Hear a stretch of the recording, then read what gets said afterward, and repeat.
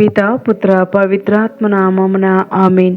ప్రియ స్నేహితులారా, మీ అందరికీ దేవుని యొక్క ఆశీస్సులను తెలియజేస్తూ ఫిబ్రవరి 16వ తారీఖు సోమవారం ఈనాటి దివ్య బలి పూజ పట్టణాల ధ్యానాంశానికి మిమ్మల్ని అందరినీ కూడా ప్రేమతో ఆహ్వానిస్తూ ఉన్నాను.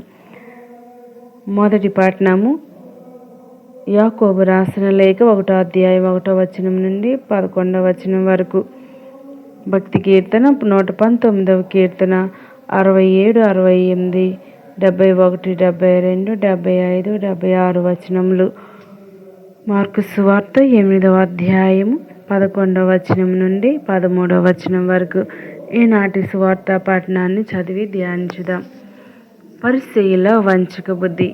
కొందరు పరిసయ్యులు యేసు వద్దకు వచ్చి ఆయనను శోధించుచు, పరలోకం నుండి ఒక గుర్తును చూపుము అని కోరిరి.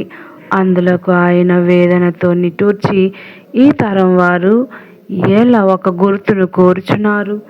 వారికి ఎట్టి గుర్తును ఇవ్వబడదని నిశ్చయముగా చెప్పుచున్నాను అనెను. ఆయన అచ్చటి నుండి పడవనెక్కి సరస్సు ఆవలి తీరమునకు సాగిపోయెను.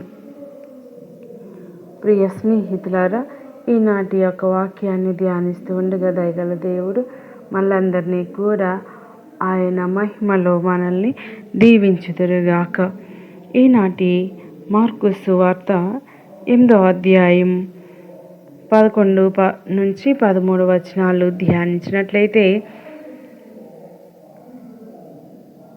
ఈ వాక్యం ఒక పెద్ద అద్భుతం గురించి కాదు, ఒక హృదయం ఎలా దేవుణ్ణి చూడలేకపోతుందో అనే విషయం గురించి.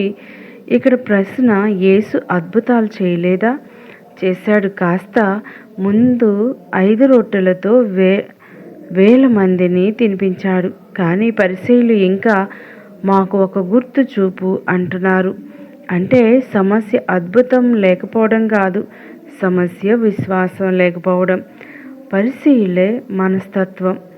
పరిసయ్యులు దేవుని వెతకడానికి రాలేదు, వారు యేసును పరీక్షించటానికి వచ్చారు. వారి ఆలోచన ఇలా ఉంది: మేము నిర్ణయించిన విధంగా దేవుడు పనిచేస్తేనే మేము నమ్ముతాం. ఇది మనలో కూడా ఉందా? మన ప్రార్థనలు గుర్తు చేసుకుందాం. దేవుడా, ఈ పని జరిగితేనే నేను నిన్ను నమ్ముతాను. ఈ సమస్య పరిష్కారం అయితేనే నీవు ఉన్నావని నమ్ముతాను.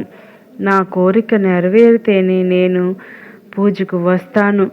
ఇది విశ్వాసం కాదు, ఇది షరతులతో ఉన్న భక్తి.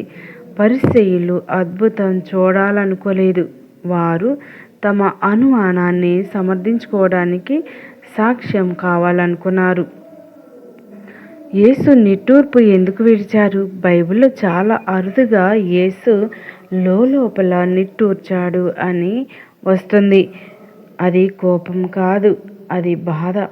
యేసు ఇలా బాధపడ్డాడు ఎందుకంటే వారు దేవుని చూస్తూ కూడా దేవుణ్ణి గుర్తించలేదు.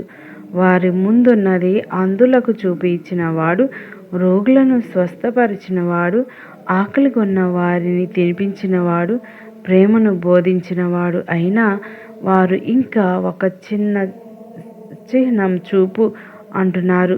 కళ్ళు తెరిచి ఉన్న హృదయం మూసి ఉంటే దేవుణ్ణి చూడలేము. మన జీవితంలో ఇదే సంఘటన. మనం కూడా చాలాసార్లు పరిసయ్యుల్లా ఉంటాం. దేవుడు మన జీవితంలో ఎన్నో చిన్న అద్భుతాలు చేస్తూ ఉంటాడు. ప్రమాదం తప్పించడం, అనారోగ్యం నుండి బయటపడటం, సరైన సమయాల్లో సహాయం రావడం, నిరాశలో ఓదార్పు కలగడం. కానీ మనం అంటాం, దేవుడు నాకేమీ చేయలేదు. ఎందుకంటే మనం పెద్ద అద్భుతం మాత్రమే దేవుడని భావిస్తాం. కానీ దేవుడు చాలాసార్లు నిశ్శబ్దంలో పనిచేస్తాడు. చిహ్నం ఎందుకు ఇవ్వలేదు? యేసు చిహ్నం ఇవ్వబడదు అన్నాడు. అంటే యేసు అద్భుతం చేయలేడా? కాదు. దాని అర్థం నమ్మకానికి అద్భుతం అవసరం లేదు. అద్భుతం చూసి నమ్మిన విశ్వాసం నిజమైన విశ్వాసం కాదు. నిజమైన విశ్వాసం అంటే అద్భుతం కనిపించకపోయినా దేవుడు నాతో ఉన్నాడని నమ్మడం. శిలువపై యేసు ఉన్నప్పుడు అక్కడ ఎలాంటి అద్భుతం లేదు, కానీ అదే ప్రపంచానికి గొప్ప రక్షణ చిహ్నం. ఈ తరము అంటే మనమా? యేసు అంటూ ఉన్నాడు, ఈ తరము ఎందుకు చిహ్నం కోరుచున్నది? ఈ మాట అప్పటికి జనాలకే కాదు, మనకు కూడా చెల్లుతుంది. ఇప్పటి మనుషులు కూడా జాతకం, సూచనలు, అద్భుతాలు, దర్శనాలు ఇవన్నీ వెతుకుతారు.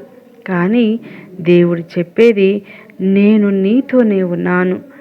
నా వాక్యంలో, దివ్య ప్రసాదంలో, ప్రార్థనలో మనం దేవుణ్ణి అనుభవించడానికి ఆకాశంలో గుర్తులు కాదు, నిశ్శబ్ద హృదయం కావాలి.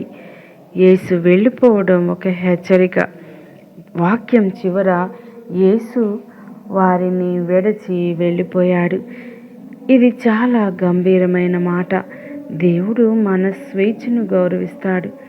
మనం నిరంతరం అనుమానంతో, గర్వంతో ఉంటే దేవుడు బలవంతంగా మన జీవితంలో ఉండడం. హృదయం మూసుకుంటే కూడా బయటే ఉంటుంది, కృప కూడా బయటే ఉంటుంది. మనకు ఆహ్వానం. ఈ వాక్యం మనల్ని 3 విషయాలకు పిలుస్తుంది. గుర్తించు, నీ జీవితంలో దేవుడు ఇప్పటికే పనిచేస్తూ ఉన్నాడు. 2, కృతజ్ఞత చెప్పడం. చిన్న దీవెనలు కూడా దేవుని సాక్ష్యాలే. 3వది, విశ్వసించటం.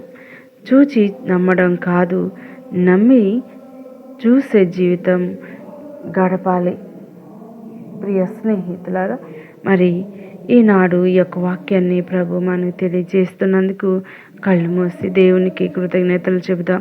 ప్రభు అయిన యేసయ్య, నీవు నా జీవితంలో ఎన్నో అద్భుతాలు చేసినప్పటికీ నేను చాలాసార్లు పరిశీలన, సూచనలు కోరుతూ ఉన్నాను. అద్భుతాలు కాకుండా నీ సన్నిధిని గుర్తించే కళ్ళు నాకు ఇవ్వు. అనుమానం కాకుండా విశ్వాసం ఇవ్వు. పరీక్షించే హృదయం కాకుండా నమ్మే హృదయం ఇవ్వండి. నా జీవితంలో నీవే గొప్ప చిహ్నమని అర్థం చేసుకునే జ్ఞానం ప్రసాదించండి. ఆమెన్. పిత, పుత్ర, పవిత్ర ఆత్మ నామమున ఆమెన్.